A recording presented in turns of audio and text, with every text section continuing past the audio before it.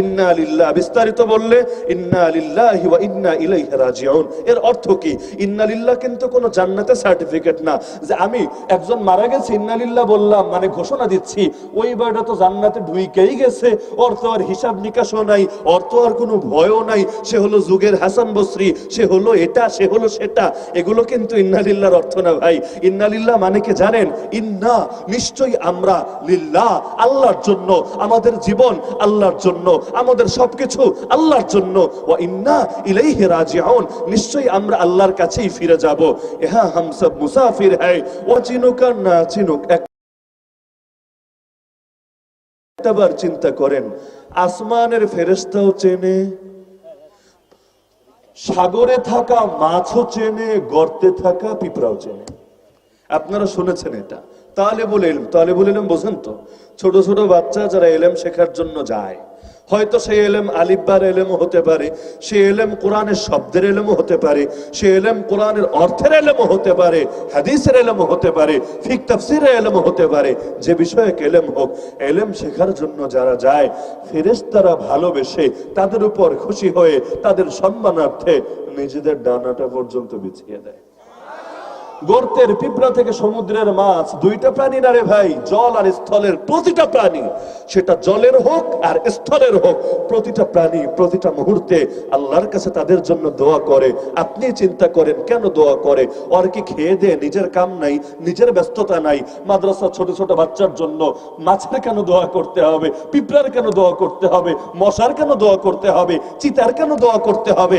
ওদের জরুরতটা কি? ওদের তাকাজাটা কি?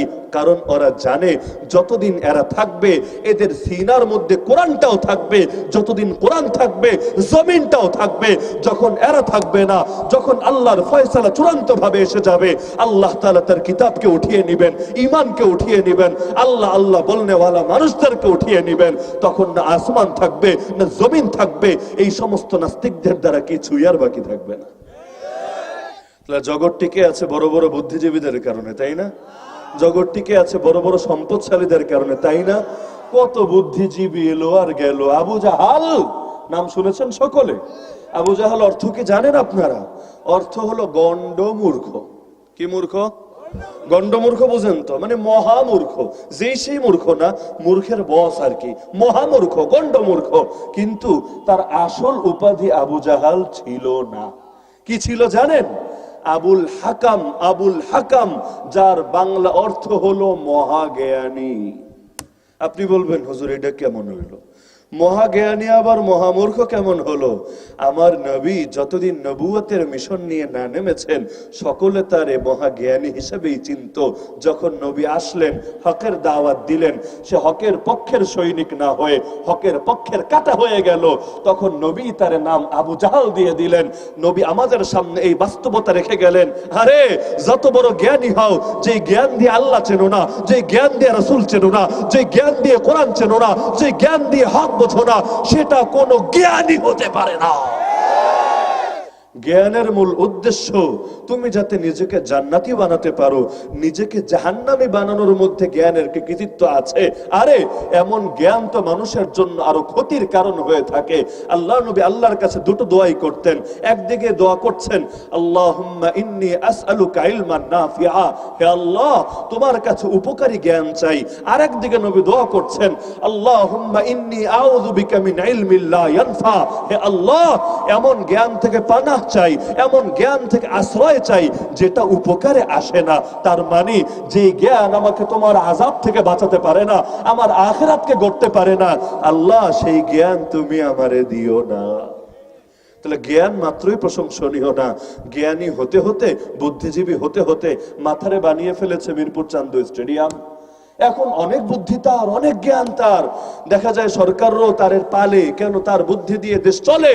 কিন্তু এত বড় জ্ঞানী হয়েও ইসলামটা বুঝতে চায় না, কোরআনটা বুঝতে চায় না, মাস্তানি করে এসে উলামায়ে কেরামের উপর সে এসে ব্যাখ্যা দেয়, এটা ধর্মের সঠিক ব্যাখ্যা, এটা ধর্মের ভুল ব্যাখ্যা। যদি জিজ্ঞেস করেন পাগল রে তুই কি ধর্ম বুঝিস, কোরআন পড়তে পারিস, হাদিস পড়তে পারিস, বলবে না না এগুলো তো পারি না। তাহলে কেমনে বুঝলি কোন হুজুর ধর্মের সঠিক ব্যাখ্যা দেয় আর কোন হুজুর ধর্মের ভুল ব্যাখ্যা দেয় সহজ জবাব দিবে, বোঝো না যে এইটা আমার পক্ষে যায় এইটা হলো ধর্মের সঠিক ব্যাখ্যা, যেইটা আমার বিপক্ষে যায় এইটা হইল ধর্মের ভুল ব্যাখ্যা। যেমন একটা নগদ উদাহরণই দেয়, মনে কষ্ট নিয়েন না কেউ, উদাহরণ তো দেওয়া লাগে কথা বোঝানোর স্বার্থে, কি বা করার আছে, না দিলে অনেক সময় কথা স্পষ্ট হয় না। যেমন ইসলাম আমাদেরকে শিখিয়েছে কোনো বিপদ যদি আসে, কোনো শোক যদি জীবনে আসে, তখন কি বলতে হয় জানেন সকলে? কি বলতে হয়? ইন্না লিল্লাহ। বিস্তারিত বললে ইন্না লিল্লাহি ওয়া ইন্না ইলাইহি রাজিউন। এর অর্থ কি? ইন্না লিল্লাহ কিন্তু কোনো জান্নাতের সার্টিফিকেট না যে আমি একজন মারা গেছে ইন্না লিল্লাহ বললাম মানে ঘোষণা দিচ্ছি ওই বাড়িটা তো জান্নাতে ঢুকেই গেছে, ওর তো আর হিসাব নিকাশও নাই, ওর তো আর কোনো ভয়ও নাই, সে হলো যুগের হাসান বসরি, সে হলো এটা, সে হলো সেটা। এগুলো কিন্তু ইন্না লিল্লাহর অর্থ না ভাই। ইন্না লিল্লাহ মানে কি জানেন? ইন্না নিশ্চয়ই আমরা, লিল্লাহ আল্লাহর জন্য, আমাদের জীবন আল্লাহর জন্য, আমাদের সবকিছু আল্লাহর জন্য, ওয়া ইন্না ইলাইহি রাজিউন নিশ্চয়ই আমরা আল্লাহর কাছেই ফিরে যাব। ইহা হাম সব মুসাফির হ্যায় ওহি আখির ঠিকানা, কোই আগে রওয়ানা হ্যায় কোই পিছে রওয়ানা। আরে দুনিয়ায় সকলেই মুসাফির, আমরা প্রত্যেককেই যেতে হবে আসল গন্তব্যে, আসল বাড়িতে, স্থায়ী ঠিকানায়। কেউ যাবে দুদিন আগে, কেউ যাবে দুদিন পরে। দুনিয়ার স্থায়ী ঠিকানাও অস্থায়ী, আসল স্থায়ী ঠিকানার নাম জান্নাত। এসেছে জান্নাত থেকে, ফিরে যাব জান্নাতে। মায়ের কাছে যেতে কারো খারাপ লাগে না, প্রকৃত মুমিন যে আল্লাহর কাছে ফিরে যেতেও তার ভেতরে কোনো কষ্ট কাজ করে না। প্রকৃত মুমিন তারও আল্লাহর কাছে যেতে চায়, তার কাছে দুনিয়াটারে বড় ঝামেলা মনে হয়, ফিতনা মনে হয়, এমনকি তার তো ভেতরে কখনো এটা জাগে আল্লাহ যদি তাড়াতাড়ি কবুল করে না ওই ফিতনার দুনিয়া থেকে, এটাই ভালো আমার জন্য। যেভাবে ঈমান চোর ঢুকে গেছে সমাজের পরতে পরতে, না জানি ঈমানটা নিয়ে মরতে পারি কিনা, মরার সময় কালেমাটাই বলতে পারি কিনা। আল্লাহ তোমারে আমাকে তোমার কাছে নিয়ে যাও।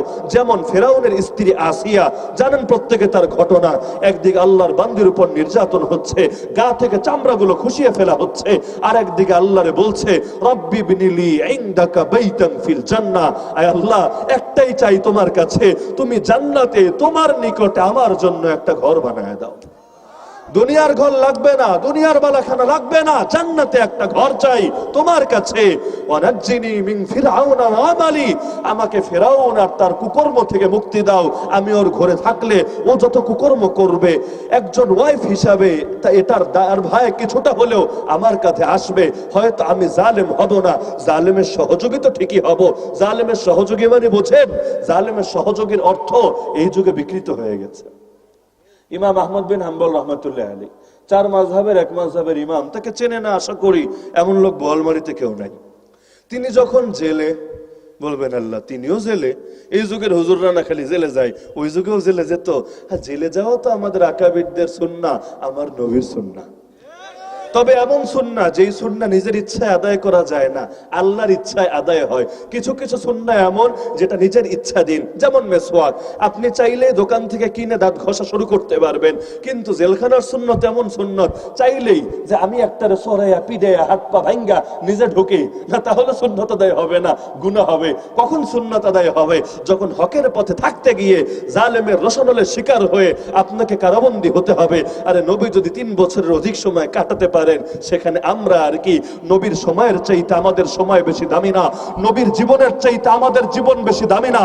আল্লাহর নবীর জীবনের, তাও জীবনের নবুয়তি অংশের 3 বছর প্লাস সময় যদি জেলখানায় কাটে, আল্লাহর কসম গোটা উম্মত যদি সারা জিন্দেগিও জেলখানায় কাটিয়ে দেয়, এটা মোটেও বেশি কোনো কুরবানি না। কিছু কিছু পাগল আবার আছে, সব দোষ চাপায় অন্যের কাঁধে। কেউ যদি অসুস্থ হয় বলে মনে হয় কোনো পাপ করেছে এজন্য অসুস্থ হয়েছে, যদি পাপ নাই করে শাস্তি পাবে কিসের জন্য? আরে পাগল, কোনটা শাস্তি আর কোনটা শান্তি তুই নির্ধারণ করলি কিভাবে? তোর কাছে কি ওহী আসে? আল্লাহর নবী তো জানিয়েছেন, কোরআনের একাধিক আয়াতেও তো এই বাস্তবতা উঠে এসেছে। আল্লাহ তাআলা যে মুসিবত দেন 2 রকম হয়। কোন কোন মুসিবত হয় গুনাহ মাফ করার জন্য, বান্দা গুনাহ করে ফেলেছে, সেই গুনারে মাফ করে আল্লাহ খাঁটি বানায়া তার কাছে নিতে চান। যেমন আমার নবী বলেন, প্রকৃত মুমিন যে হয় বিপদ আপদ তার সঙ্গে লেগেই থাকে আর লেগেই থাকে। এক পর্যায়ে অবস্থা এমন হয়, নবীর শব্দ, হাত্তা ইয়ামশি আলাল আরদি ওয়া মা আলাইহি খাতিয়া, সে মাটির উপর দিয়ে হাঁটে কিন্তু বিপদ আপদে তার গুনাহ এমন ভাবে ধুয়ে যেতে থাকে তার আমল নামায় একটা গুনাহ আর বাকি থাকে না। আর কখনো এটা হয় মর্যাদা বৃদ্ধির জন্য। কেমন মর্যাদা বৃদ্ধি বোঝেন? আল্লাহ আপনারে অনেক ভালোবাসেন। আচ্ছা আমারে বলেন তো, মা আপনাকে বেশি ভালোবাসেন, আল্লাহ বেশি ভালোবাসেন? আরে মা যে বাসে, মায়ের ভেতর ওই ভালোবাসা তো তিনি সৃষ্টি করেছেন। আসল ভালোবাসার উৎস তো একটাই, তিনি তো আল্লাহ। আল্লাহ বড় ভালোবাসেন বান্দাকে। আল্লাহ চান জান্নাতে আপনার জন্য উদাহরণ হিসাবে এত বড় মাকাম তৈরি করতে, কিন্তু আমলের যে অবস্থা তা দিয়ে এতটুকু মাকামও আপনি পাওয়ার কথা না। কিন্তু আল্লাহ তো ভালোবাসেন, বাকিটাও তো এগিয়ে নিতে চান। কিভাবে এগিয়ে নিবেন? আরে দেখেন না, ছেলে যদি না পড়তে চায়, মার ইচ্ছা ছেলেটা বড় হবে, কারণ লেখাপড়া করে যে, গাড়ি ঘোড়ায় চড়ে সে। এই যে একটা বস্তুবাদী চিন্তা চেতনা আমাদের বাচ্চাদের ভেতরে ঢুকায় দেওয়া হয়, লেখাপড়া করবা মানুষের মতো মানুষ হওয়ার জন্য না, লেখাপড়া করবা জনসেবা করার জন্য না, লেখাপড়া করবা গাড়ি ঘোড়ায় চড়ার জন্য। এই কারণে লেখাপড়া করে ধান্দা করলেও সমস্যা নাই, লেখাপড়া করে অন্যের হক মানলেও সমস্যা নাই, কারণ বস্তুবাদী চেতনা ছোটবেলায় ঢুকিয়ে দেওয়া হয়েছে। তো এখন যাই হোক, বাপ মা দেখে সন্তান পড়ে না, কিন্তু সন্তানের সোনালী ভবিষ্যৎ চায়, তারা নিজেরা পড়ালেখা করে নাই, তাই অনেক কষ্ট করছে। এখন কি করে জানেন? সন্তানরে ভালোই ভালোই বলে, না শুনলে বকা দেয়, তাও যদি না শুনলে কখনো পিডায়।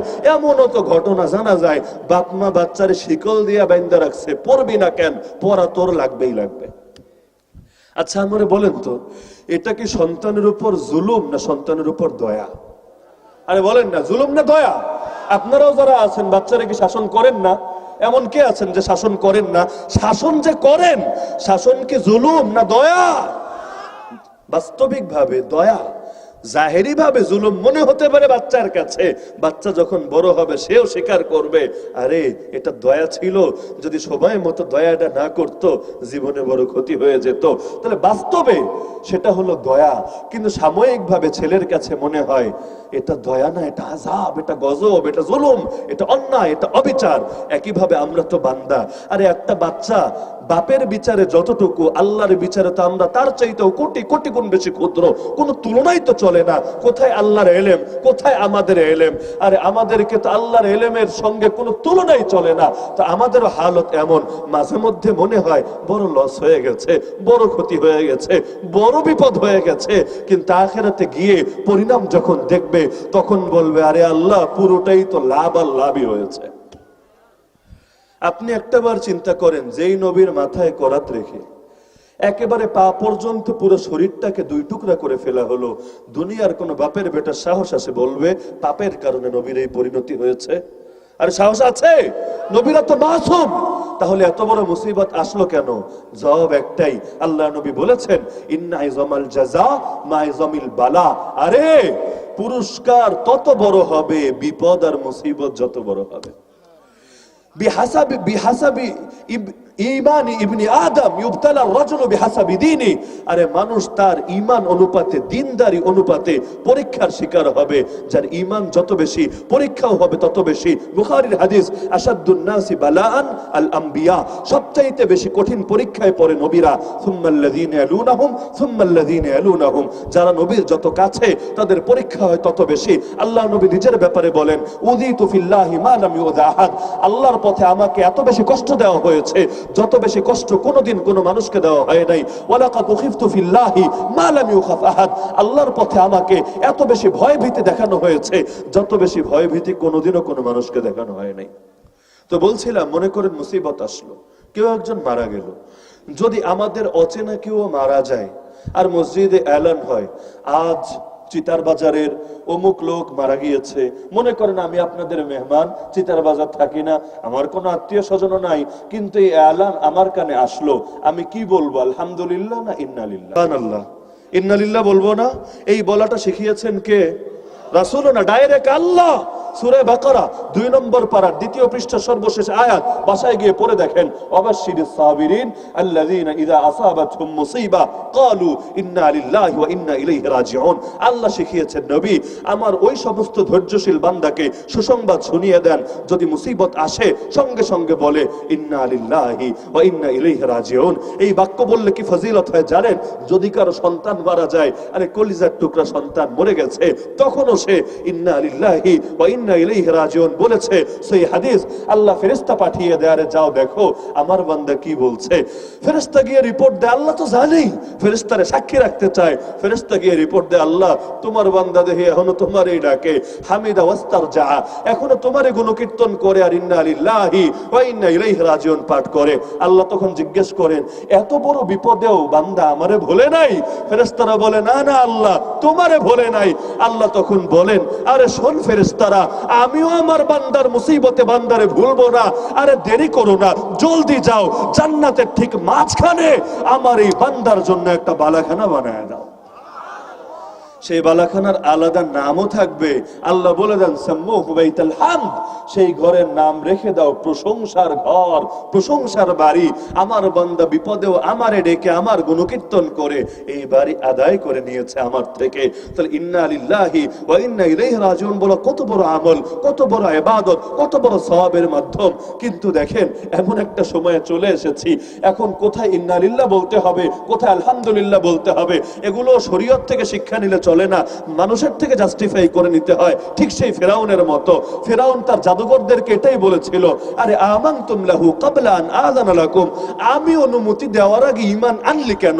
ডাইরেক্ট বলে না যে মুসার উপর ঈমান আনলি কেন, বরং বলে আমি অনুমতি দেওয়ার আগে ঈমান আনলি কেন। কোরআনের আয়াত, ভিন্ন ব্যাখ্যার তো সুযোগ নাই। তার মানে ফেরাউনের আদর্শের সঙ্গে সেকুলার আদর্শের মিল পাওয়া যায়। তারা ডাইরেক্ট বলে না ধর্মকে ছেড়ে দে, বরং বলে ধর্ম মান, তবে আমার পারমিশন নিয়ে মান, আমি যতটুকু ফিল্টারিং করে দিব ঠিক ততটুকু মান, যতটুকু মানলে আমার গদি ঠিক থাকে, যতটুকু মানলে আমার স্বার্থ ঠিক থাকে ঠিক ততটুকু মান। আর যেগুলো মানলে আমার সমস্যা হয় খবরদার সেগুলো মানবি না। নামাজ পড়, আমার সমস্যা নাই তাই পড়, রোজা রাখ, আমার সমস্যা হচ্ছে না তাই রাখ, হজ করবি কর, আমার যেহেতু লস হচ্ছে না তাই কর, তবে খবরদার দিন কায়েমের কথা বলবি না, ইসলামের জিহাদের কথা বলবি না, আল্লাহর জমিনে আল্লাহর দিন প্রতিষ্ঠার কথা বলবি না।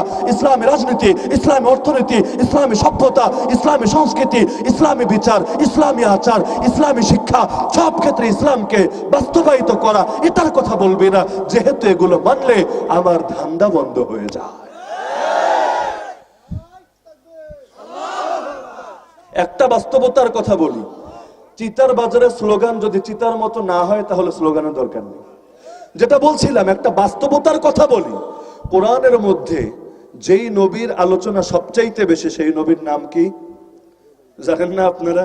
সেই নবীর নাম কি? নবী মুসা আলাইহিস সালাম। মাথায় রাখবেন, যেই নবীর নাম সবচাইতে বেশি এসেছে, যার আলোচনা সবচেয়ে বেশি উল্লেখ হয়েছে, সেই নবীর নাম কি? যেই বাতিলরে নিয়ে সবচাইতে বেশি আলোচনা হয়েছে, যেই তাগুতকে সবচাইতে বেশি বার উল্লেখ করা হয়েছে, সেই বাতিল আর তাগুতের নাম কি? ফেরাউন। আর যেই জাতিরও সবচাইতে বেশি হাইলাইট করা হয়েছে, সেই জাতির নামও বনি ইসরাইল। কিসের জন্য? কোরআন কি ইতিহাসের বই? কোরআন কি গল্পের বই? কোরআন কি রূপকথার বই? কোরআন তো হেদায়েতের বই, জীবন গড়ার বই, শিক্ষার বই। তাহলে আল্লাহ তাআলা এত আগের জাতি, কত হাজার বছর আগের জাতি, এদের কথা বারবার বারবার বারবার কেন উল্লেখ করলেন? এমনি এমনি? আরে এমনি এমনি না রে ভাই, এমনি এমনি না। কোরআন তো কিয়ামত পর্যন্ত সময়ের জন্য হেদায়েত। আল্লাহ এক ফেরাউন রে অনেক ভালো করে চিনিয়েছেন, এ কারণে আল্লাহ জানিয়ে দিতে চান তার বান্দাকে, এক ফেরাউন রে চিনালাম, তার প্রতিপক্ষ নবী মুসারে চিনালাম, জাতি বনি ইসরাইলরাও চিনালাম, উদাহরণ হিসাবে, নমুনা হিসাবে, তোমাদের সামনে একটা মডেল হিসাবে। কারণ এক ফেরাউন লোকান্তরে, লক্ষ ফেরাউন ঘরে ঘরে, এক ফেরাউন মরবে, পৃথিবীতে হাজারো ফেরাউন আসবে। প্রত্যেক যুগের ফেরাউনের বিপক্ষে কিভাবে নবী মুসার অবদান রাখতে হয়, কোরআন থেকেই তোমরা ডাইরেক্ট সেটা শিখবে।